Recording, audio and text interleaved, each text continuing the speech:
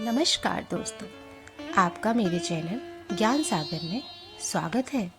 आज हम अचला एकादशी के महत्व के बारे में बात करने वाले हैं। चलिए तो शुरू करते हैं। युधिष्ठिर कहने लगे कि हे भगवान, श्रेष्ठ कृष्ण एकादशी का क्या नाम है तथा उसका महत्व क्या है, सो कृपा करके कहिए। भगवान श्री कृष्ण कहने लगे, हे राजन, यह एकादशी अचला अथवा अपरा दोनों नाम से जानी जाती है।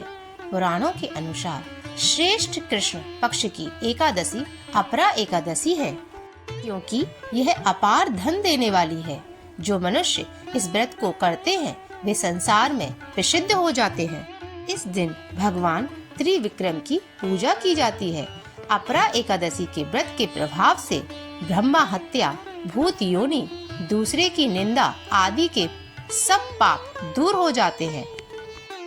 इस व्रत के करने से पर स्त्री गमन, झूठी गवाही देना, झूठा बोलना, झूठे शास्त्र पढ़ना या बनाना, झूठा ज्योतिषी बनना तथा झूठा वैद्य बनना आदि सब पाप नष्ट हो जाते हैं। जो क्षत्रिय युद्ध से भाग जाएं, वे नरकगामी होते हैं, परंतु अपरा एकादशी के व्रत के प्रभाव से वे स्वर्ग को प्राप्त करते हैं। जो शिष्य गुरु से शिक्षा ग्रहण करते हैं और फिर उनकी निंदा करते हैं, वे अवश्य नरक में पड़ते हैं, मगर अपरा एकादशी के व्रत करने से वे पाप मुक्त हो जाते हैं। जो फल तीनों पुष्करों में कार्तिक पूर्णिमा को स्नान करने से या गंगा तट पर पितरों को पिंड दान करने से प्राप्त होता है, वही फल अपरा एकादशी का व्रत करने से प्राप्त होता है। मकर के सूर्य में प्रयागराज के स्नान से, शिवरात्रि का व्रत करने से, सिंह राशि के बृहस्पति में गोमती नदी के स्नान से, कुंभ में केदारनाथ के दर्शन से या बद्रीनाथ के दर्शन से, सूर्य ग्रहण में कुरुक्षेत्र के स्नान से, स्वर्ण दान करने से अथवा अद्र प्रसूता गोदान से जो फल मिलता है, वही फल अपरा एकादशी व्रत से मिलता है।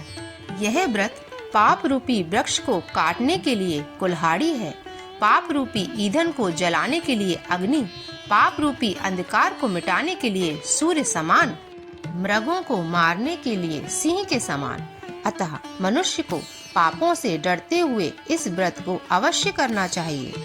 अपरा एकादशी का व्रत तथा भगवान का पूजन करने से मनुष्य सब पापों से छूटकर विष्णु लोक को प्राप्त करता है। इसकी प्रचलित कथा के अनुसार प्राचीन काल में महिध्वज नामक एक धर्मात्र राजा रहता था।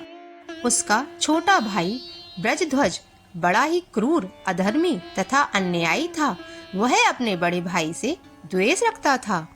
उस पापी ने एक दिन रात्रि में अपने बड़े भाई की हत्या करके उसकी देह को एक जंगली पीपल के नीचे गाड़ दिया। इस अकाल मृत्यु से राजा प्रेत आत्मा के रूप में उसी पीपल के पेड़ पर रहने लगा, अनेक उत्पात करने लगा। एक दिन अचानक धौम्य नामक ऋषि उधर से गुजरे। उन्होंने प्रेत को देखा और तपोबल से उसके अतीत को जान लिया।